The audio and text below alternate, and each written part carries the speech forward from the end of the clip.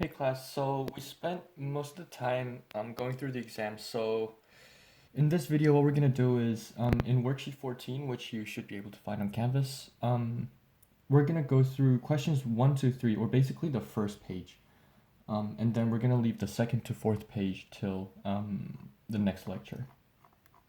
All right, so in this worksheet, we're gonna continue with the linear relationships. So I hope you can see this. Yeah, linear relationships. And this is going to be kind of like an application of linear relationships in like real life. So if you look at the worksheet, it says three bikers are trading.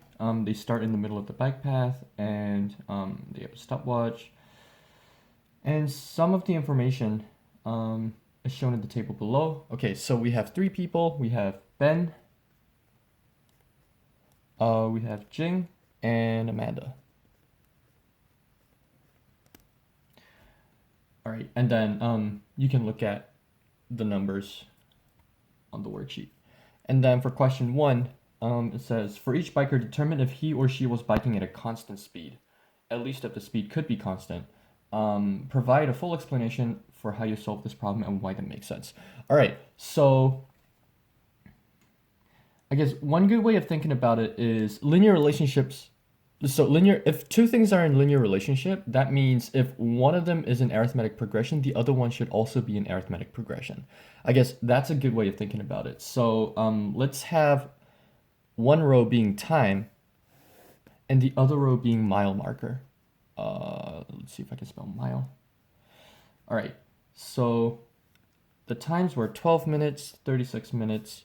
Okay, it says 1 hour and 20 minutes, but it's going to be much easier for us to calculate numbers if we convert this into 80 minutes instead.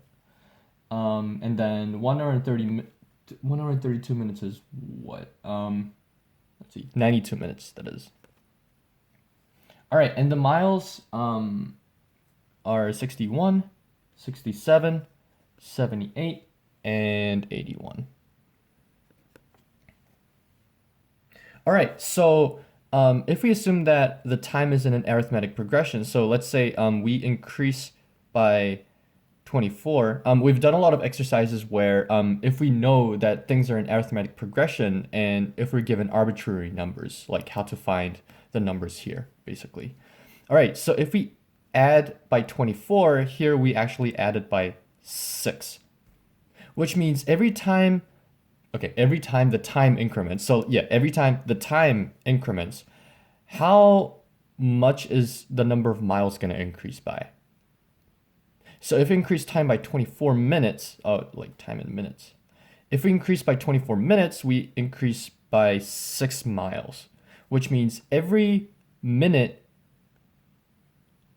we're actually adding on 6 divided by 24 number of miles, which is going to be a quarter of a mile. All right, that's good to know.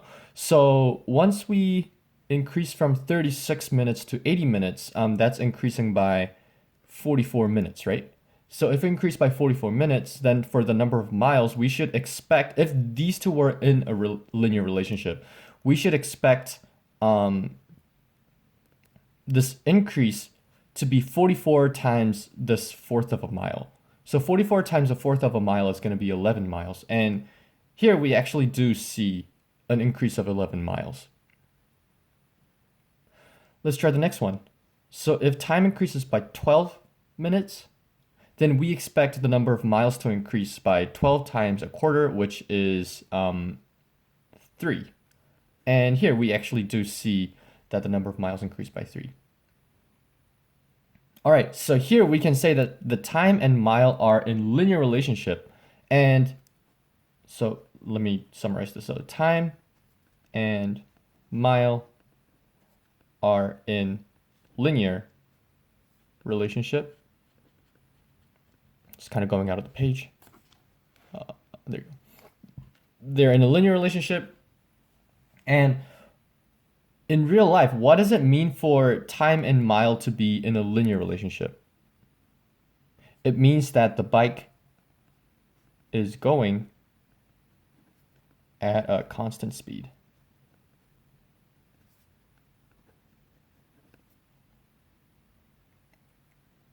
right? Because for the same amount of increment in time, the same amount of mile is going to be increased. So that's why the speed is constant. All right, so looking at, oh, this is Ben's, by the way. This is Ben's. All right, so from this, we can conclude that Ben's bike is going at a constant speed. All right, for Jing's case, I keep hitting this holder. All right, for Jing's case, time and mile, we have 15 minutes, 45 minutes, and 1 hour, which is going to be 60 minutes. I'm just going to leave the hour and 12-minute mark for now. And then for miles, we have 16, 27, and 30. If Jing was going at a constant speed, we would expect a linear relationship between time and mile, right? Time and mile, right? All right. Now, here we increase by 30 minutes. So here we increase by 11 minutes. Now here we increase by 15 minutes, which means the increment here, we should expect this increment to be half of this increment because we increased from 45 to 60 by half of the number we increased by previously, like from 15 to 45. So it should be half of 11, but here we increase by 3, which is definitely not half of 11. So by not even considering the last 1 hour and 12-minute mark, we can already see that Jing is not going at a constant speed because time and mile are not in a linear relationship. So Jing is not going at a constant speed.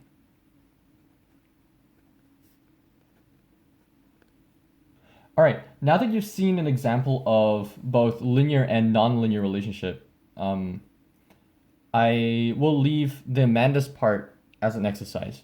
So you can determine whether Amanda is going at a constant speed or not, looking at whether time and mile are in a linear relationship or not. So I'm gonna have a little bit of a pause so that you can work on the question yourself, or you can pause the video yourself. All right, assuming that you have worked on the Amanda's part on your own, I will give you the answer. So Amanda is going at a constant speed.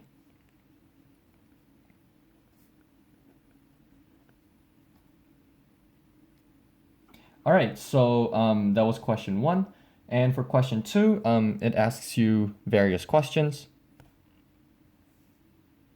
How long does it take? Oh, okay. For the bikers that were biking at a constant speed. Okay, how long does it take Ben and Amanda to bike 1 mile? All right. Ben's case, we actually did the calculation. So for Ben's case, every minute Ben goes 1/4 of a mile, right? So if Ben was to bike 1 mile, how long would it take? Well, 1 mile is 4 times the 1/4 of a mile. So it should take 4 minutes for Ben. So how long does it take them to bike 1 mile? It's gonna be 4 minutes. 4 minutes for Ben.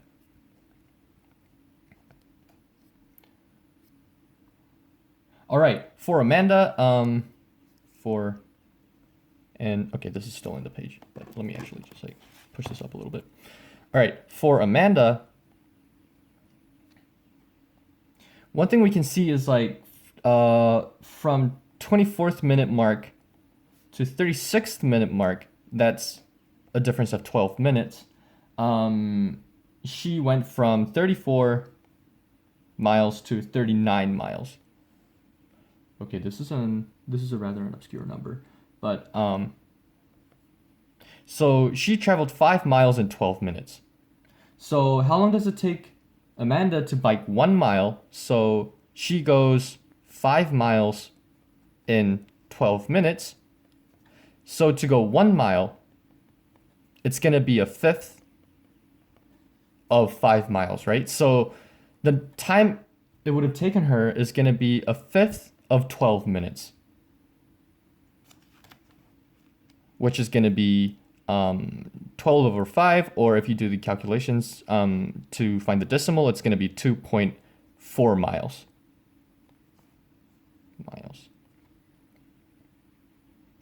All right, so from this, you can conclude that the time it takes Amanda, whoops, no, not miles, minutes.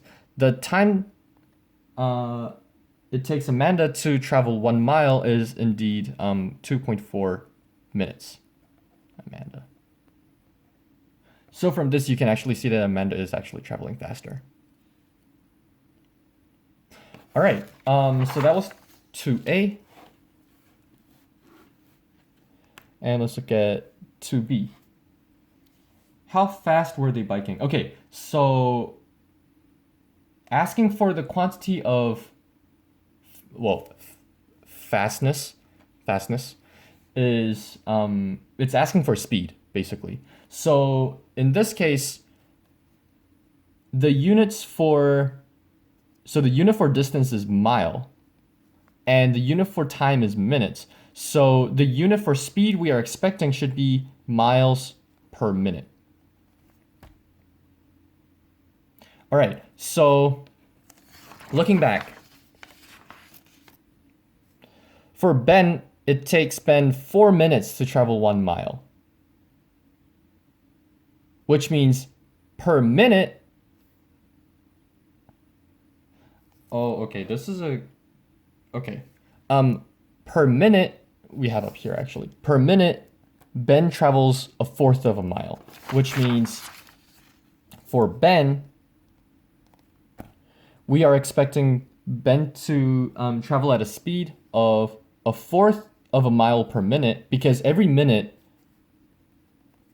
Ben travels fourth of a mile, which if we were to express it as a decimal, it's going to be 0.25 miles per minute. All right, so that was Ben. For Amanda, it's going to be a little different, and the number's kind of ugly. But we just saw that Amanda travels at, what was it? It was 12 miles. No, it was 5 miles in 12 minutes, right? Yeah, 5 miles in 12 minutes. 5 miles in 12 minutes. All right. If this is the case, every minute, Amanda's actually going to travel 5 over 12 miles, right? And the number here is going to be rather iffy. The decimal of this is going to be, let me quickly do the calculation. Yeah, it's going to be hard to do this without a calculator. It's 0.417 miles per minute. All right, I guess it's fine to leave the numbers like this, but I think you're going to have a better sense of what the actual speed is going to be if you convert this into miles per hour. Miles per hour. All right, so this is the number of miles Ben is going to travel every minute. So every hour, Ben's going to travel 60 times the number of miles here. So for miles per hour, we basically do 0.25 times 60. So that's going to give you 15 miles per hour. And this gives you a better sense of how fast it is. Like 0.25 and 0.417 are too small a number to give you any sense of how fast anyone is going. So if the scale is, either too small or too big, you can always convert the units so that it actually gives you a better sense of what they actually mean. All right, we should do the same thing for here. Miles per hour. All right, so it was 5/12 miles per minute. So per hour, it's going to be 60 times this. So 5 over 12 times 60 is going to be 25. So Amanda's actually going at 25 miles per hour. Per hour. That was out of the page, my bad.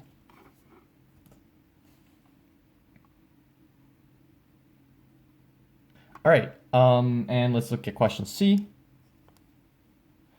At what mile marker will they be when their stopwatch reads 2 hours? All right, so let's look at Ben. Actually, I'm kind of running out of yeah, I'm kind of running out of memory for this specific video. So I'm gonna come back in the next video working on questions 2C and 3. I'll see you soon.